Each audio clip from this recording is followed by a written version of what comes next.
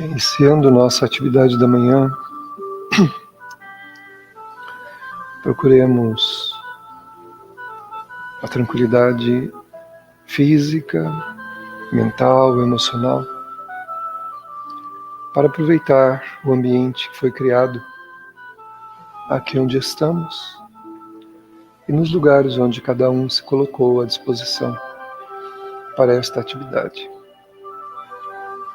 Respiremos a atmosfera amorosa, doce, que os benfeitores amigos criaram para nós,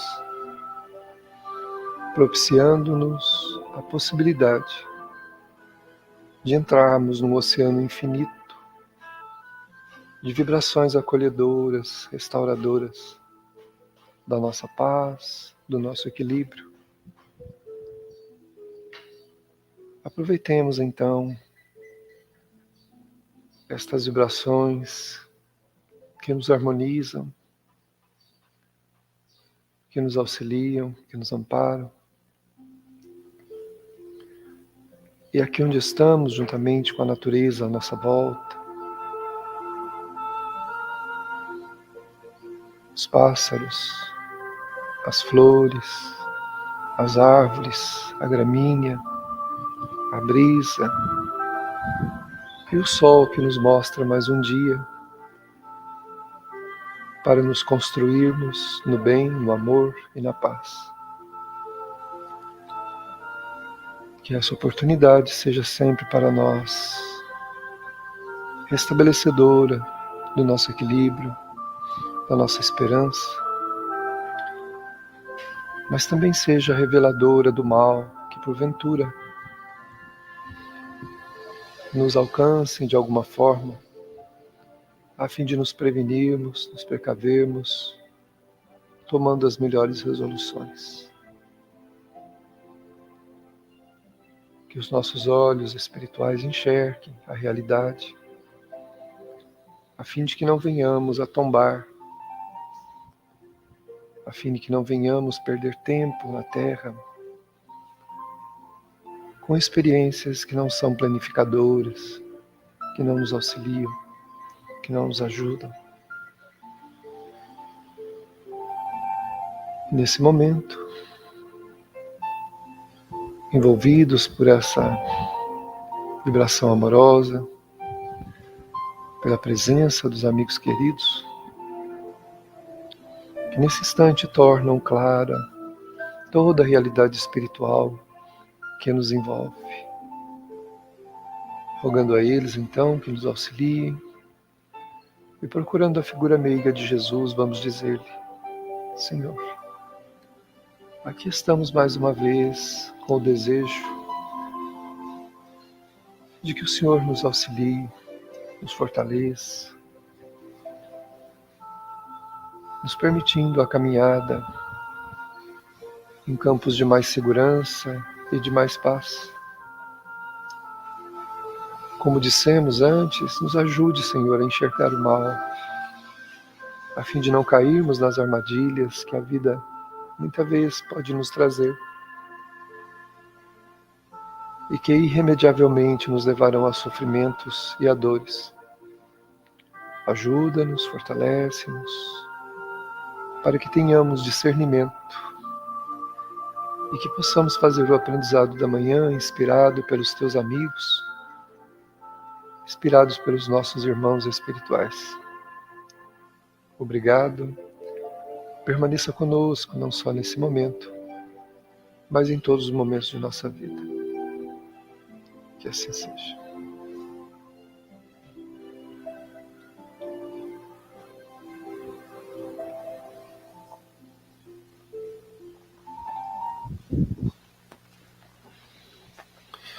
Bom dia a todos os presentes, aqueles que nos acompanham pelas redes sociais.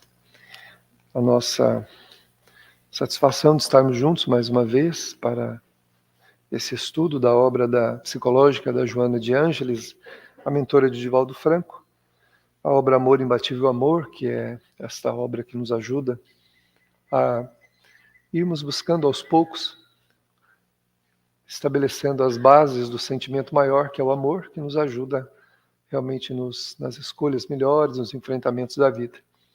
Nós estamos trabalhando o item queda e ascensão psicológica.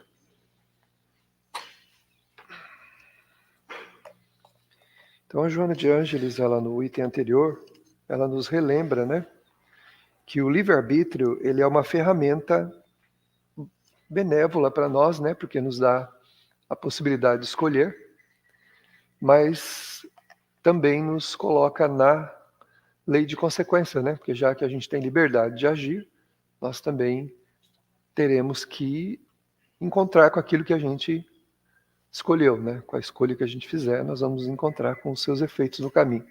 Então ela fala aqui da lei de causa e efeito e fala que a gente deve discernir, né, aquilo que a gente pode, que a gente deve e se pode fazer, daquilo que a gente pode, mas não deve fazer. Pode por quê? Porque Deus não vai colocar a mão dele impedindo a gente de fazer nada. Mas a gente não deve, por quê? Porque a consequência não é boa, né? Se não é bom, então eu não devo. E fatalmente isso virá no meu destino, né? Isso, todos nós temos alguma experiência que a gente se encontrou com ela que não foi boa, decorrente de uma ação banal ou de uma ação mais delicada. Se nós observarmos nossas vidas, nós estamos sempre nos encontrando com aquilo que a gente vai criando. Muitas vezes, coisas simples, né? Mas mesmo nas coisas simples, a gente aprende. Se eu sei que eu colocar determinada coisa em um móvel e essa coisa é valiosa e eu posso derrubá-la porque esse móvel fica na minha frente. Se eu colocar lá e naturalmente, inadvertidamente colidir com aquele móvel, aquele objeto vai cair, vai quebrar, e com isso eu vou aprender pelo prejuízo que eu tive, né, do valor daquilo que quebrou, a não mais colocar aquela peça naquele móvel. Então, desde coisas simples e banais, né, que a gente vai aprendendo, por exemplo, eu não vou colocar mais isso nesse móvel, porque eu tenho a possibilidade de eu colidir com ele, eu já fiz isso, então não vou colocar. Então, nós viemos de um passado onde a gente já colocou muita coisa no móvel, né, e que se quebrou, cuja consequência hoje são as nossas tendências, nossos vícios, nosso comportamento. Pessoas que nós atraímos para perto de nós, que são inescrupulosas, pessoas que não têm um caráter, uma dignidade que se possa confiar e até mesmo conviver, né? A gente pode respeitar todo mundo, mas conviver é preciso escolher. A gente tem o direito de escolher as pessoas que a gente quer conviver, embora não devemos julgar ninguém e de maneira nenhuma demonizar, como diz as religiões, ninguém, né? A gente pode respeitar e compreender todo mundo, mas a convivência, né? Paulo fala em uma de suas cartas, né? As más companhias corrompem os bons costumes. Ele fala lá numa de suas cartas, dizendo para nós que conviver com aquilo que não é bom vai nos tornar mal também, vai nos levar àquela mesma forma de ser daquela expressão ruim que a gente adotou. Então, se eu ando com pessoas viciosas, exceto que eu tenha lá muita resistência moral, eu não vou me tornar um vicioso, mas o contrário, a maioria das vezes, nós cairemos no vício também, porque não viemos de um passado glorioso, né? Todo mundo vem de um passado onde a gente teve muitas complicações.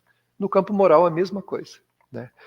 Muita gente, nesse momento, já caiu e não sabe. Está só esperando a hora de tombar, como a madeira que foi cortada e está escorada numa outra árvore, alguma outra coisa, esperando alguém só que dê um toque para que ela acabe de cair, né? Então, se a gente não tem uma vigilância profunda da nossa conduta, naturalmente, já fomos cortados, nem percebemos. Estamos encostados em alguma coisa, pronto já para tombar e cair, fatalmente, né? Porque a gente já foi cortado do tronco, né? Ou seja, a gente já saiu daquilo de onde a gente não devia ter saído, né? E a gente só está esperando uma brisa mais forte, né, alguma coisa e a gente acabar de cair. Então a Joana fala que tem coisas que a gente não deve, pode, né, fazer, porque Deus não impede a gente de fazer nada, mas não deve, né? Moralmente não deve. Então ela diz que o livre-arbítrio leva a gente a ter esse poder de escolha, né? E tem coisa que a gente deve e pode fazer. Então eu posso me vigiar, eu posso fazer o bem e ter consciência da própria fragilidade, não se dispondo a novos cometimentos, ou seja, Se no passado eu errei, tive um comportamento equivocado, eu tenho que lutar para não me dispor de novo, né, àquele cometimento. Por quê? Porque naturalmente eu posso, dessa vez, não ter o auxílio que eu tive naquele momento de ignorância, e que agora eu não tenho mais. Agora eu estou à mercê da minha liberdade de escolha, né? Quando o ego é saudável, enfrenta a situação do erro com naturalidade, porque compreende que os conceitos certo e errado são abstratos, cabendo-lhe discernir o que é de melhores resultados para si e para os outros. Portanto, permitindo-se o direito de errar, mas se impondo-se o dever de corrigir. Então, é claro que a gente vive num mundo de imperfeição, mas não vale aquela afirmativa que a gente fala assim, eu sou humano. Eu erro porque eu sou humano. Mas justamente porque eu sou humano é que eu tenho que procurar não errar. Porque diferente dos animais, eu tenho discernimento, eu tenho capacidade de raciocinar. Eu posso saber o que eu estou fazendo e o que eu não estou fazendo. Então, diferente dos animais, não tem essa história de o erro é humano. Não. O erro é uma escolha do espírito. Enquanto inconsciente, tudo bem. Tudo bem, não, porque tem consequências também.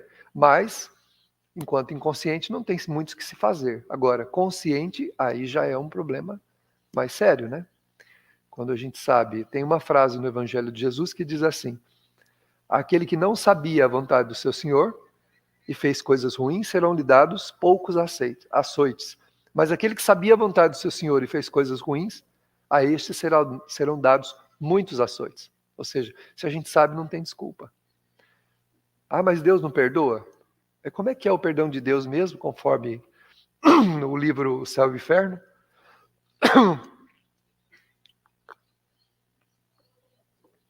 O perdão de Deus é auxiliar a gente a enfrentar a consequência e a fazer um plano de reconstrução do nosso caminho.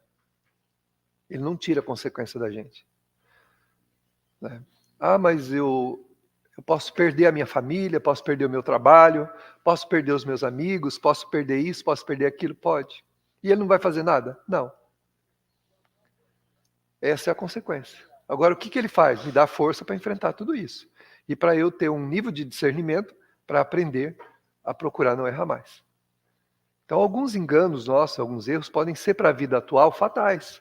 Quantas coisas, né, nós já verificamos nas telas do tempo que a justiça divina não age arbitrariamente, mas ela age com a permissão do espírito fazer o seu enfrentamento de maneira a que ele compreenda que aquele caminho não é mais o caminho que deve ser escolhido. Antes são dadas muitas chances e direcionamentos para que se enxergue o caminho. Mas se o espírito prefere as sombras no seu olhar, que é as sombras das suas paixões, então ele vai andar nas sombras. E Jesus chegou a asseverar: caminhai enquanto tendes luz. Ou seja, temos a luz do conhecimento, a luz da orientação. Então temos que caminhar com essa luz, iluminando e orientando o nosso caminho. Porque se a gente preferir entrar nas sombras, na treva, caminharemos no escuro. E embora acreditando-se muito seguro do que estamos fazendo, naturalmente, os percalços e as dificuldades são encontradas num caminho de escuridão. Onde a gente enxerga claro, tudo é mais fácil de ser discernido, mais fácil de ser resolvido. Onde não se enxerga claro, não se pode imaginar o que vai se encontrar nesse caminho.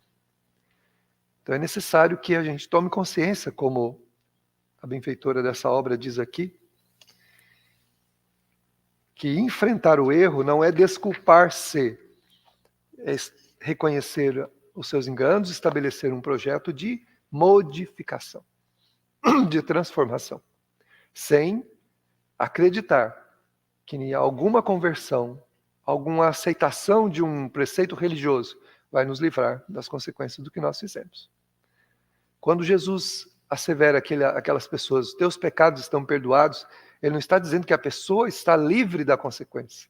Está dizendo que o desejo de mudança faz com que o mal deixe de vigir na vida daquela pessoa.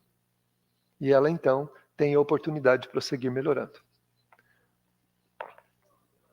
Mas as consequências sempre advirão e nós temos que pensar nelas. Qualquer relacionamento humano é estabelecido dentro de diretrizes do prazer e das compensações emocionais que proporciona. Quando a culpa se apresenta, essa estrutura se fraciona, alterando a conduta do indivíduo. No sentimento de culpa apresenta-se um elemento conflitivo, que é o ressentimento daquele que erra em relação ao outro, a quem feriu, facultando, não raro, situação recíproca. Então, quando a gente erra para com os outros, naturalmente estabelecemos a culpa, mesmo que inconsciente. E isso cria na alma uma espécie de ressentimento, de dor, de mágoa, que a criatura fica para consigo mesma. E estabelece no coração do outro também, na recíproca, o mesmo sentimento, mesmo que a pessoa não saiba que nós estamos errando com ela. Por isso que muitas vezes a pessoa está fazendo algo, pode ser, vou usar uma metáfora fora do campo moral. É moral também, mas fora do campo do relacionamento. No campo, por exemplo, dos negócios. Alguém está fazendo negócios ilícitos. A família não sabe, a esposa não sabe, os filhos não sabem, as pessoas próximas não sabem. Sabem sim. Esse é o problema. Porque nós irradiamos o que nós estamos fazendo. E em algum momento alguém até vai perguntar, mas está tudo bem com seus negócios? Né? Porque sente, percebe, a pessoa fala, está tudo bem, só que esse está tudo bem não convence. Porque o está tudo bem, ele está na contramão do que a pessoa está irradiando. Ela está irradiando o mal que ela está fazendo. E está todo mundo em volta vendo. E o que acontece? A culpa de estar fazendo isso vai amargurando a pessoa sem ela perceber. Ela vai criando um lodo fétido na alma, ela vai criando um azarrogue nas engrenagens da alma, ela vai criando uma podridão dentro de si que vai exalando uma substância mal cheirosa, negativa, que vai contaminando tudo à frente dela. Ela começa a ter problema nos relacionamentos familiares, as pessoas vão se afastando dela, começam a ter prevenções, atritos na convivência, desconfianças, coisas que naturalmente nascem sem que a pessoa tenha dito uma palavra do que ela está fazendo para aqueles que estão à sua volta. Porque nós somos um livro aberto espiritualmente falando. Não há nada que nós possamos esconder. Porque tudo que nós fazemos irradia-se além das fronteiras da nossa vida. A grande ilusão do espírito encarnado é achar que ele está escondido dentro do corpo da sua mente. Ele não está escondido. A vida é um grande espelho, onde tudo que se faz fica espelhado, fica refletido nesse grande espelho, para todas as pessoas verem.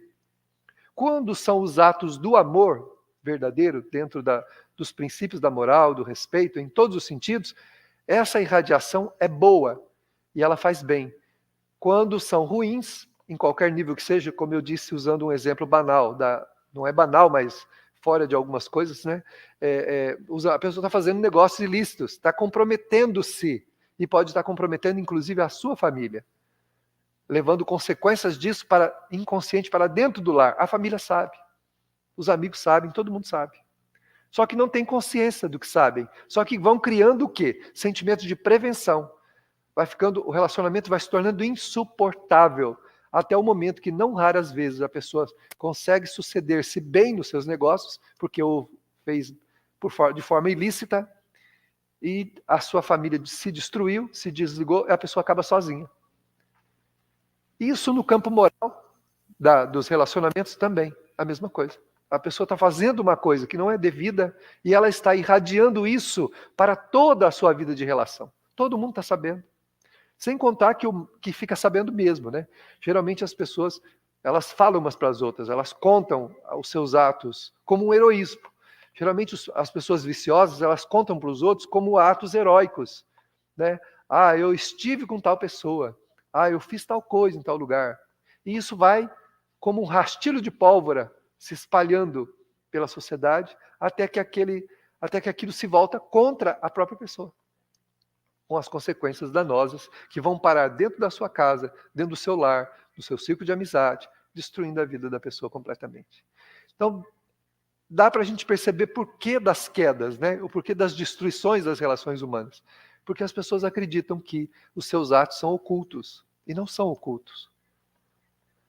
Tudo está muito bem irradiado, muito bem mostrado para todos, que todos possam ver.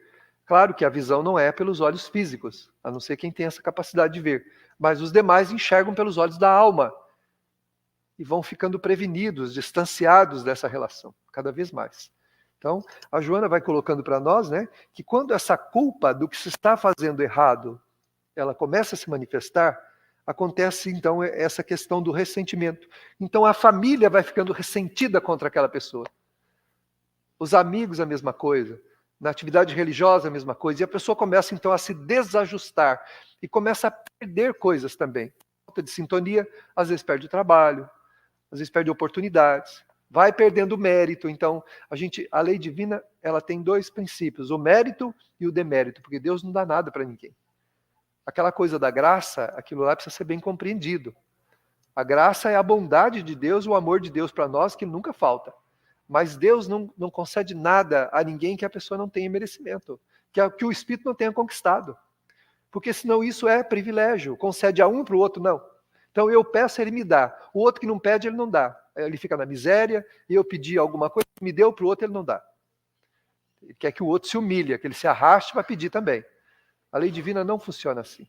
A lei divina funciona considerando a lei de causa e efeito pelo mérito e o demérito.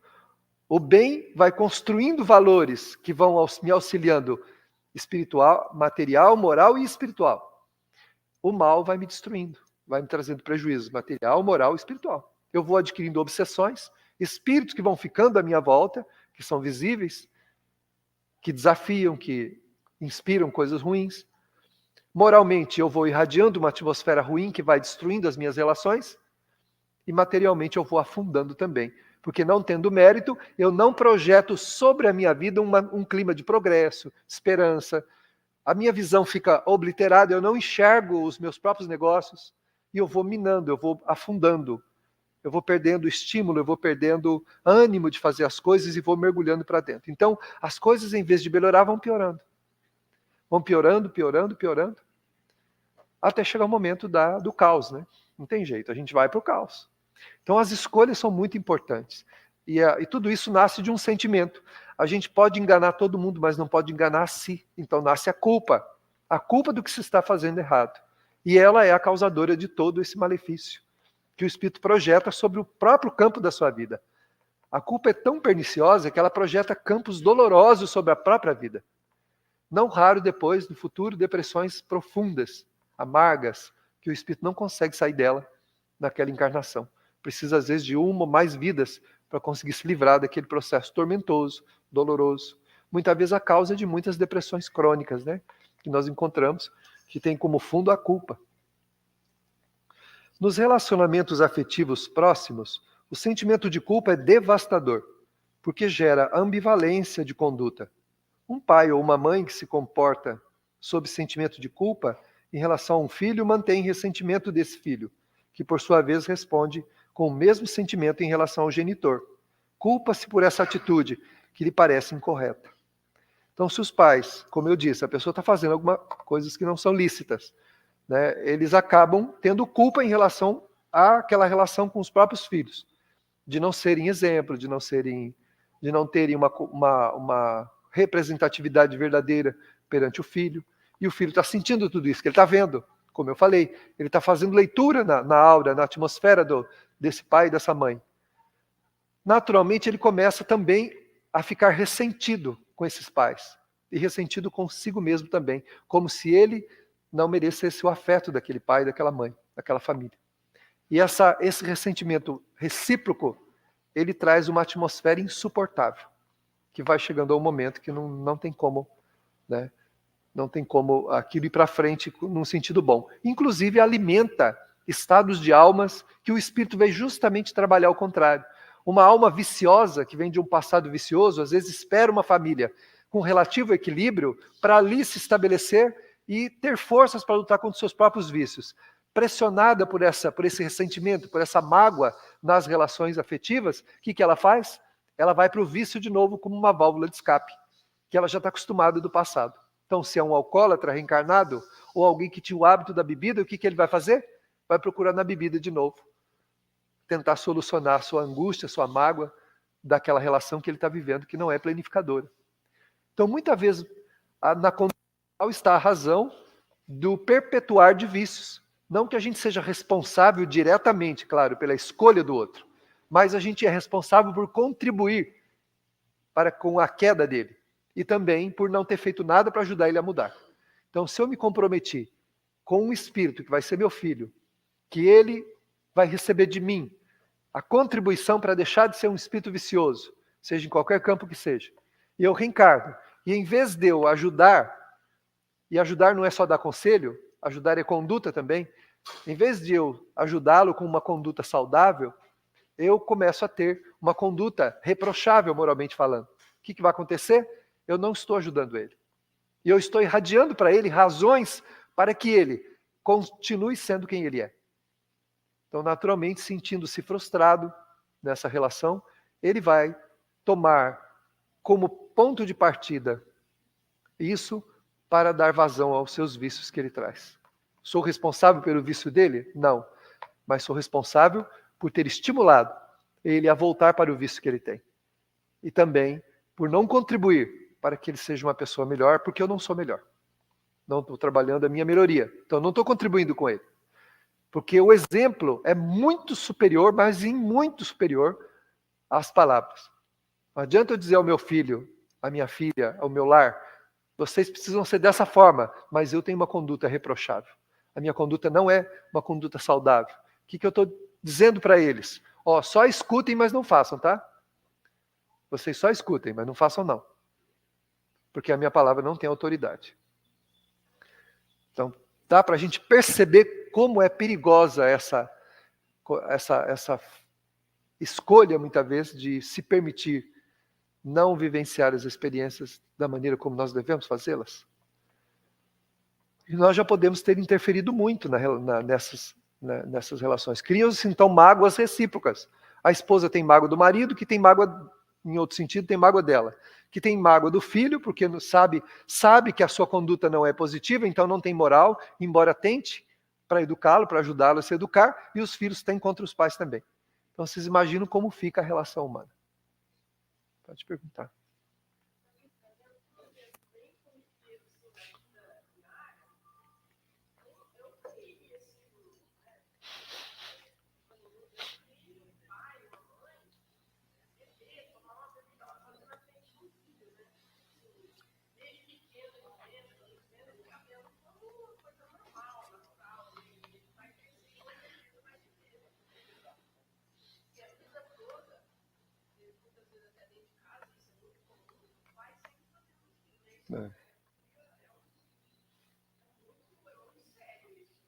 A Cássia coloca, né, que os pais vivenciando vícios como bebida e outros dentro de casa, ele está exemplificando para que o filho também faça isso, né? Vendo o pai e a mãe fazer isso a vida toda, ele vai ter esse estímulo, né? Se for um espírito que não tem problema nessa área de conduta, pode acontecer dele não se impregnar disso. Mas como a maioria de nós não é assim, nós viemos de um passado justamente vicioso para se corrigir de vícios, ao ter contato com o vício, através da conduta do outro, nós nos sentimos licenciados a fazer também.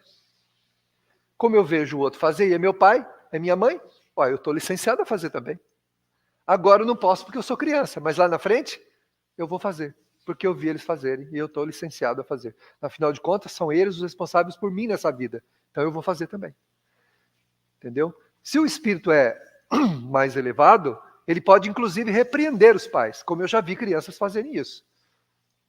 A criança chegar, tomar o copo da mão do pai e falar assim, isso não presta, e jogar a bebida fora. E eu conheço essa pessoa hoje já na juventude e nunca bebeu. Então é um espírito mais evoluído que o próprio pai e a mãe. Por isso a reencarnação. O espírito reencarna como é. E nós podemos receber como filhos espíritos mais evoluídos que nós. Que em vez da gente educar eles que vão nos educar. Eles que vão ajudar a gente, direcionando, dando conduta. Mas isso não é regra. Essa é a exceção. Na Terra, o que é regra? o mal predomina. Então, é natural que a gente tenha, na maioria das vezes, espíritos viciosos. Então, evitar o mal é a única maneira de não ser tragado por ele, né? Se você chega numa praia que tem uma placa dizendo assim, não tome banho aqui, porque as ondas vão te arrastar para dentro do mar. Aí eu falo assim, isso é bobeira, água é água. Aí vou lá e entro. Daí um pouco vem uma onda, né? Me traga, e eu não sei nadar direito, me leva para o mar aberto e eu morro afogado. Por que eu morri afogado? Porque era meu destino? Não tinha uma placa sinalizando lá que eu deveria evitar? Então, nós temos placas morais sinalizando para a gente na vida o que a gente deve e não deve fazer. As placas morais que sinalizam os lugares que a gente pode, não pode, deve, não deve entrar, estão no Evangelho de Jesus. A doutrina espírita é o Evangelho redivivo, que traz o Evangelho de Jesus aplicável na vida de cada um de nós. Explicando lei de ação e lei de reação. Por que Jesus falou aquilo? Por exemplo, por que Jesus falou do perdão? Tem uma placa lá escrito, perdoa, se você foi ofendido, perdoa.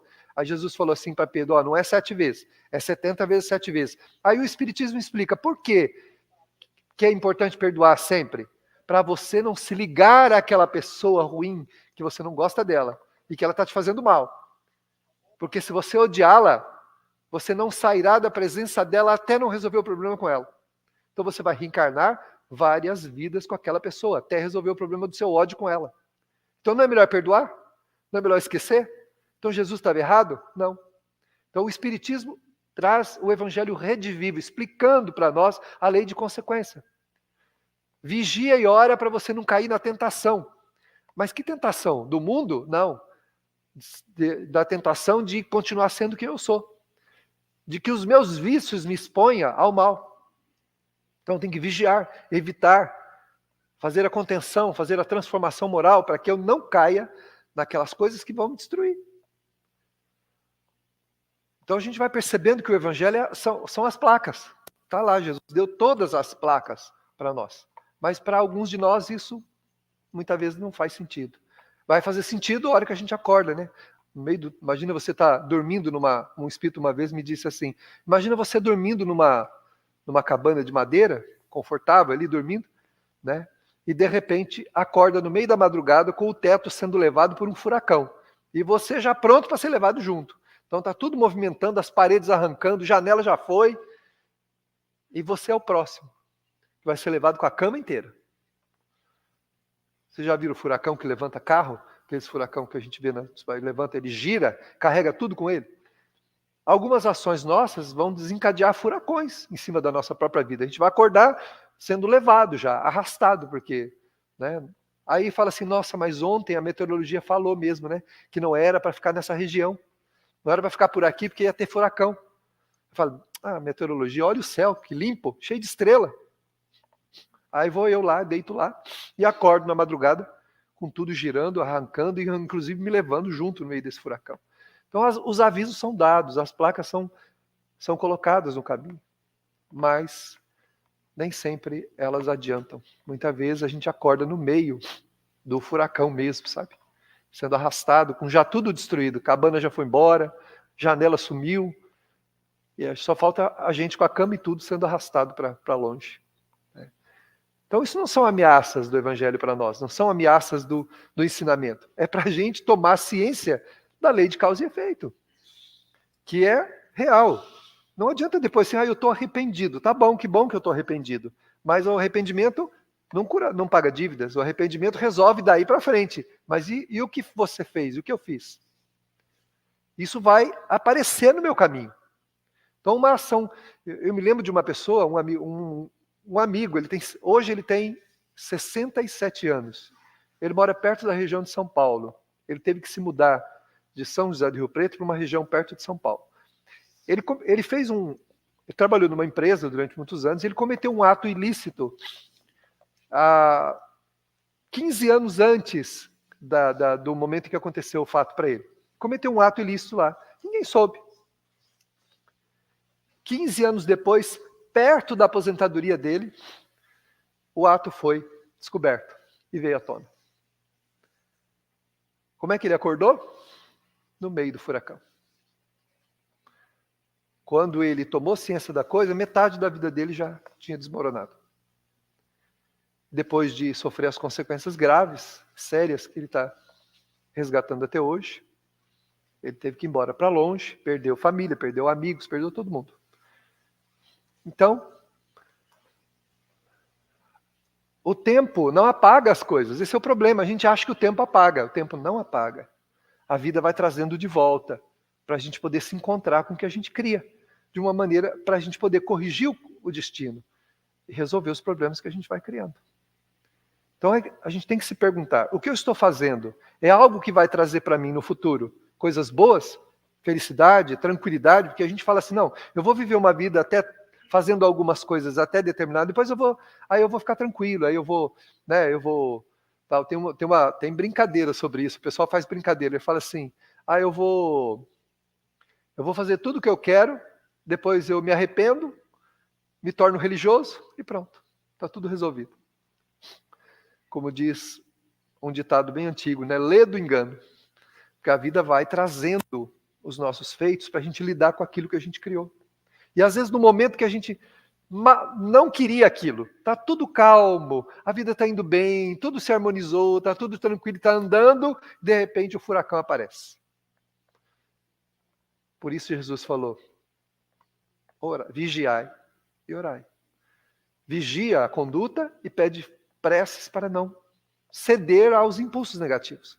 Aqueles impulsos que surgem da alma, que a gente não deve dar vazão a ele, em nenhum sentido.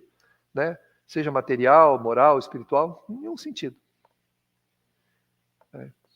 Me recordo também de uma história que eu li de uma pessoa que detestava a outra, eu falava do espiritual, sabe? E a pessoa foi num desses lugares que a gente respeita, mas não adota, é claro, que faz aqueles chamados trabalhos, né? E pediu lá que a vida da pessoa entrasse num caos. Pagou lá um valor, inclusive, para fosse feito um negócio lá, né? Para a vida da outra pessoa entrar num caos. Embora não funcione desse jeito e tal, mas o problema é que a pessoa também não tinha uma boa conduta. Então, os espíritos envolvidos naquele processo acabaram trazendo prejuízos à vida da pessoa. Né? Trazendo prejuízos. Inclusive, a pessoa pediu, né, uma doença, que a pessoa sofresse uma doença, um negócio assim e tal. Aí passou o tempo, num momento de grande calmaria da vida dessa pessoa, né, sentiu-se vingada, né, porque viu o outro passando por dificuldade, e também passou por dificuldade porque estava na sintonia daqueles espíritos, senão não passaria. Não tem esse negócio de você ir lá pagar alguma coisa para alguém e achar que aquilo vai atingir determinada pessoa. Isso é fantasia. Mas se eu estou na sintonia do mal, o mal me atinge. Mas a intenção daquele que foi lá fazer ficou gravada na consciência.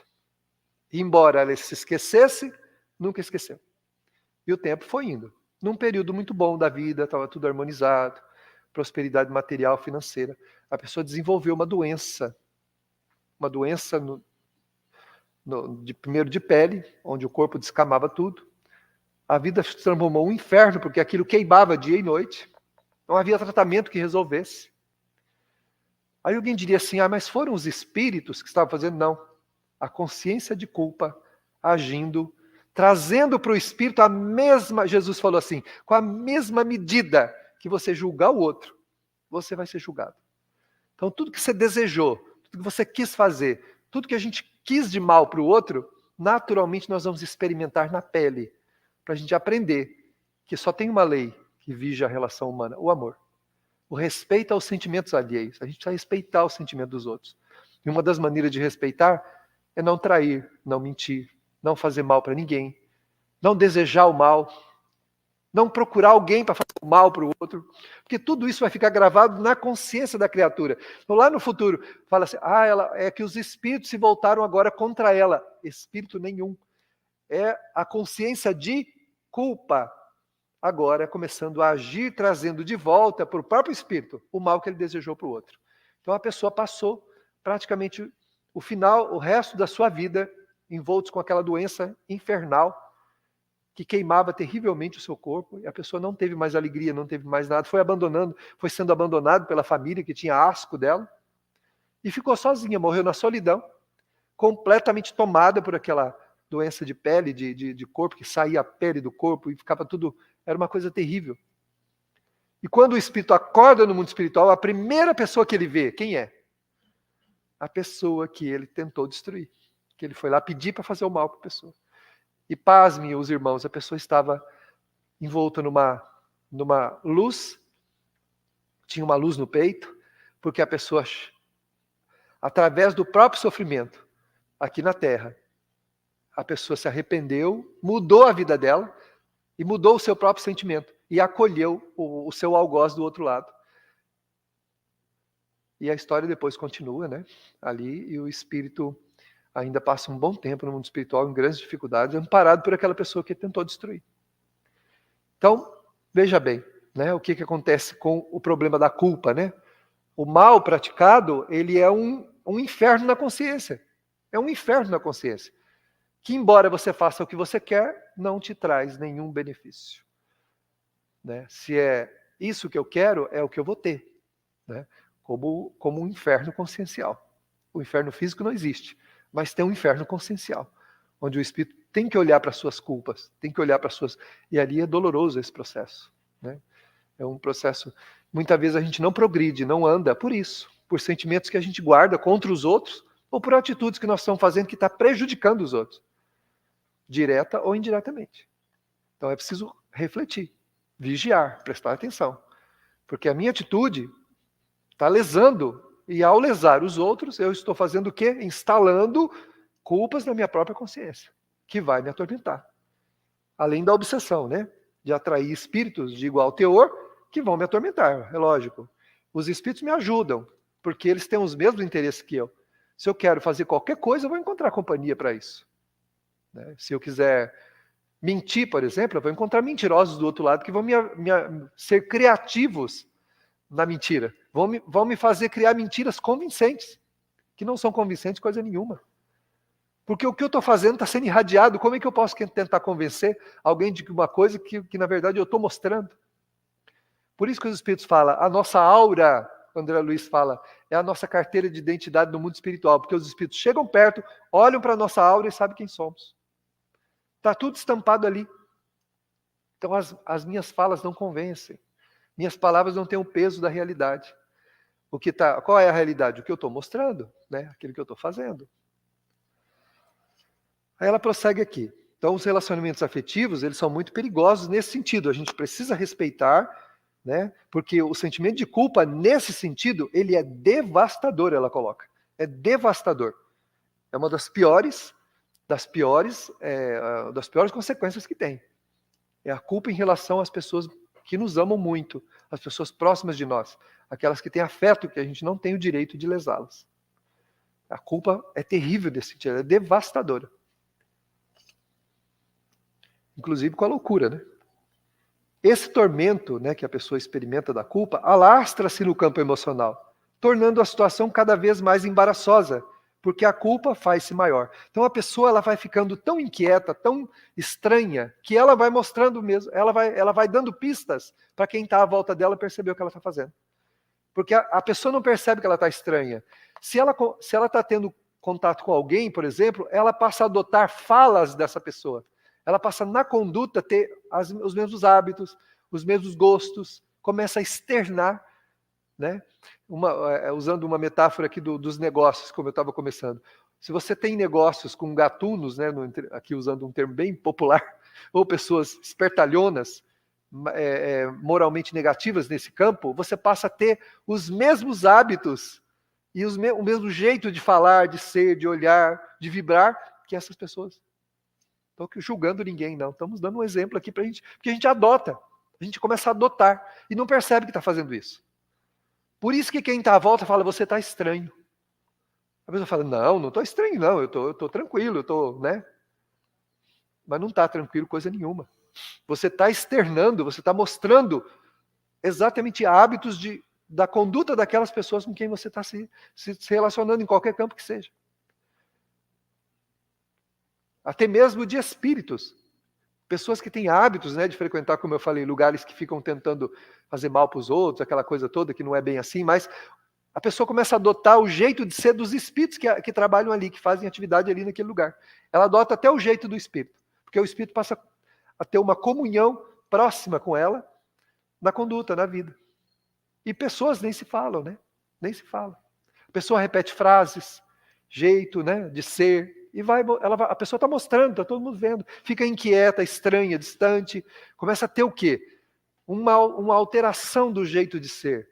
Porque a gente conhece as pessoas como elas são. Aí, de repente, a pessoa começa a mudar realmente. Porque ela vai adotando hábitos e vibrações, né, dessas posturas negativas, que vão cada vez mais aumentando nela própria a culpa, né?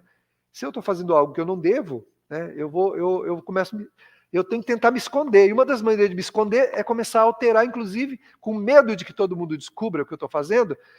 Né? Nossa, se descobrirem que eu estou roubando, meu Deus do céu, como é que eu faço? Então eu começo a alterar o meu jeito de ser e não percebo.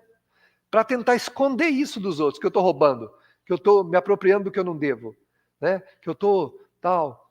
É a pessoa que fuma e depois chupa bala de hortelã, para disfarçar o cheiro do cigarro da boca. Como é que você disfarça o cheiro do cigarro da boca? Você exala o cheiro do cigarro. Quem chega perto que não fuma percebe na hora.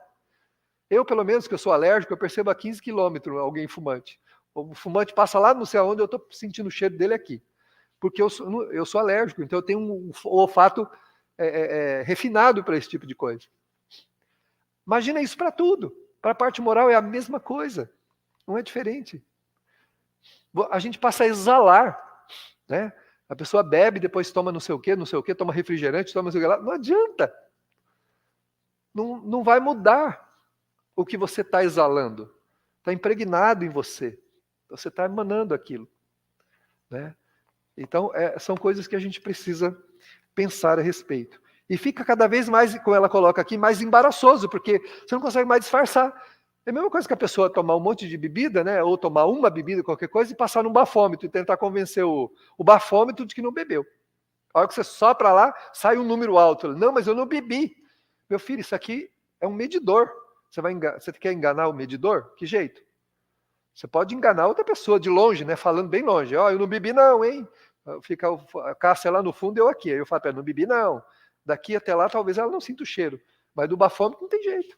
Você sopra ali, o negócio aparece lá, né? Então a pessoa... E um vidente que esteja perto vai ver o que jeito? Vai ver 2, 3 alcoólatras em volta da pessoa ali. Os espíritos chegam perto e fazem o quê? Olha os espíritos que gostam de beber junto com a pessoa ali. Como é que ela fala que ela não bebe? Então... diga-me com quem andas, te direi quem és. Né? Ou se você quiser, me diga o que você está fazendo, eu vou falar para você quem são as suas companhias, precisa ser evidente. Depende do que você está fazendo, eu posso falar para você seguramente quem são as suas companhias espirituais. Não precisa ser evidente para isso. E a vida, como ela coloca aqui, vai ficando cada vez mais embaraçosa. Por quê? Porque não tem como. Enquanto o bem é perene, o mal é um elefante que vai crescendo dentro de casa. Uma girafa, imagina como é que você mantém um cachorrinho pequenininho, você mantém ele, esconde ele no banheiro, você vai esconder uma girafa, esconder um elefante, ele é pequenininho, tá, mas ele começa a crescer, e ele vai tomando vulto, e aí como é que faz para esconder esse bicho dentro de casa? A gente tenta fazer isso, quando está fazendo determinada coisa, tentando esconder o elefante dentro de casa. Como é que você esconde? Não tem como. Então esse elefante moral que a gente vai produzindo, esses bichos monstruosos, grandes, que a gente vai emanando, para dentro do ambiente da nossa vida, vai deixando a nossa vida embaraçosa, que vai ficando impossível de esconder. E o mal é comentado em toda parte. Eu escuto coisas assim absurdas, que eu não dou atenção, porque eu não fico vivendo de fofoca, acho isso absurdo, mas você está num ambiente, né? Você escuta pessoas comentando de pessoas. E a pessoa acha que o que ela está fazendo ninguém está sabendo. E está todo mundo comentando. Fulano deu um desfalque lá, não sei aonde, lá, o cara nem sonha na cabeça dele que alguém está sabendo isso. Mas alguém que ajudou ele contou para não sei quem, para não sei quem, para não sei quem, que chegou ali. Qualquer coisa que a gente faça, né? Eu estava andando uma vez em Rio Preto, entrando na clínica da médica que eu faço meu check-up, uma pessoa me parou na calçada, falou assim, gosto muito das suas lives, das suas palestras. Eu falei assim, bom, eu falo para mim mesmo, né? Se ajuda alguma coisa, tal, tudo. Nunca vi aquela pessoa na vida. Então, ou seja, o que você faz vai longe, ecoa, né? Se não vai pelos meios virtuais, vai pelos meios, como diz o caipira, bocal. Um fala para o outro, né? Pelos bocais, né? Pela forma, pelo falar, né? Um fala para o outro, para o outro, para o outro. Então, se a gente está fazendo alguma coisa errada, a gente está na boca do povo, diz a linguagem popular. E é verdade. Os próprios espíritos têm interesse de que o nosso mal seja divulgado, porque eles querem a nossa queda. Olha a ironia. Eles ajudam a gente a fazer, mas eles querem ver a gente no chão, infeliz, porque eles são infelizes. Os espíritos que ajudam a gente no mal aqui na Terra, eles são infelizes. Então, como eles são infelizes, eles querem ver a gente infeliz. Ah, mas aí ele vai me perder. Tem 1 milhão de pessoas igual a você. Ele vai procurar outro. Depois que ele te destruir, ele vai atrás de outro. Está preocupado de te perder. Ele quer realmente que você dê alguma coisa para ele, ele te destrói e depois ele vai cuidar de outro. Que dê vazão para ele, né? Então a gente precisa prestar atenção nisso, porque a vida vai se tornando embaraçosa, a Joana fala. Né? O mal vai criando situações embaraçosas para nós. É a criança quando brinca de esconder, né? A criancinha pequenininha, ela põe o mão no olho, fala assim, tô escondido. Quer dizer, ela não está vendo ninguém, está achando que ninguém está vendo ela. Que ela põe a mão no olhinho e fala que está escondida. Né? A gente age assim com o mal. Acho que está escondido. A Joana de Ângeles, numa outra obra dela, ela diz assim, o mal é como uma serpente longa. Ela embrenha-se na mata e depois pica o próprio rabo e morre. O mal destrói-se a si mesmo. Porque ele se perde nas justificativas e coisas, quando vê, está picando a si mesmo.